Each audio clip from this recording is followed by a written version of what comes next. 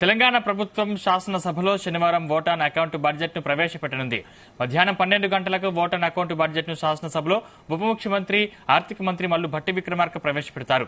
శాసన మండలిలో ఐటీ, పరిశ్రమలు, శాసనసభ వ్యవహారాల శాఖ మంత్రి దుద్దిళ్ల శ్రీధర్ బాబు ప్రవేశపెట్టనున్నారు. లోక్సభ ఎన్నికలు సమీపిస్తున్న నేపథ్యంలో వచ్చే ఆర్థిక సంవత్సరంలో తొలి 3 నెలల కాలానికి సంబంధించిన కేటాయింపులే బడ్జెట్ లో ఉండనున్నాయి. అయితే ఏడాది మొత్తానికి అంచనాలను ఈ బడ్జెట్ లో ప్రకటిస్తారు.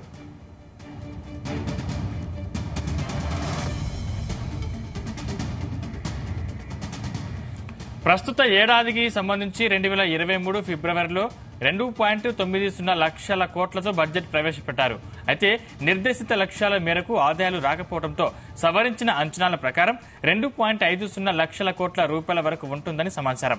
ఈ నేపథ్యంలో వచ్చే ఏడాదికి వాస్తవిక అంచనాలతో బడ్జెట్ ప్రవేశపెట్టాలని ఆర్థిక శాఖకు కొత్త ప్రభుత్వం సూచించింది. వచ్చే ఏడాదికి బడ్జెట్ అంచనా 2.95 లక్షల కోట్ల రూపాయల నుంచి 3 లక్షల కోట్ల వరకు ఉండే అవకాశాలున్నట్లు తెలుస్తోంది.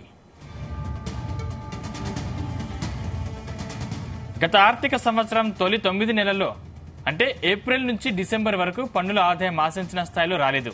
గత ఆర్థిక సంవత్సరం లక్ష్యంలో తొలి 9 నెలల్లో 68.68% ఆదాయం రాగా ఈ ఏడాది అదే కాలానికి 57.59% వచ్చింది. అసెంబ్లీ ఎన్నికల కారణంగా ప్రస్తుత ఆర్థిక సంవత్సరంలోని అక్టోబర్, నవంబర్ నెలల్లో ఈ ఆదాయం ఆశించిన మేరకు రాలేదు.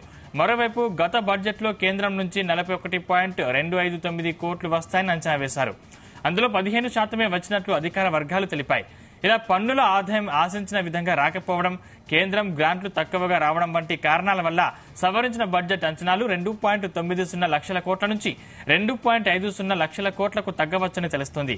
దీన్ని బట్టే కొత్త బడ్జెట్ అంచనాల్ని రూపొందించారు.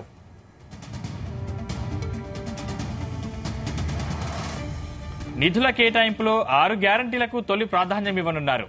వీటి అమలుకు వచ్చే ఏడాది దాదాపు 60,000 కోట్లకు పైగా అవసరమని అంచనా వేశారు. ఈ కారణంగానే విద్యుత్, వ్యవసాయం, సంక్షేమ రంగాలకు కేటాయింపులు భారీగా పెరగనున్నాయి. ఉదాహరణకు మహిళలకు ప్రతి నెల 2,500 పథకం అమలుకే 20,000 కోట్లను సంబంధిత శాఖ అడిగినట్లు తెలుస్తోంది. నెలకు 200 యూనిట్ల ఉచిత కరెంటుకు 4,200 కోట్లు, ఆర్టీసీ బస్సుల్లో మహిళలకు ఉచిత ప్రయాణానికి 5,000 కోట్లు. ఇలా ప్రతి హామీకి భారీగా నిధులు కావాలని ఆయా ప్రభుత్వ శాఖలు కోరినట్లు సమాచారం. ఏటా శాసనసభలో బడ్జెట్ ప్రవేశపెట్టిన రోజునే రాష్ట్ర సామాజిక ఆర్థిక సర్వే నివేదికను ప్రభుత్వం విడుదల చేయడం ఆనవాయితీ. ప్రస్తుతం ఓటాన్ అకౌంట్ ప్రవేశపెడుతున్నందువల్ల ఈ నివేదికను విడుదల చేయడం లేదని తెలుస్తోంది.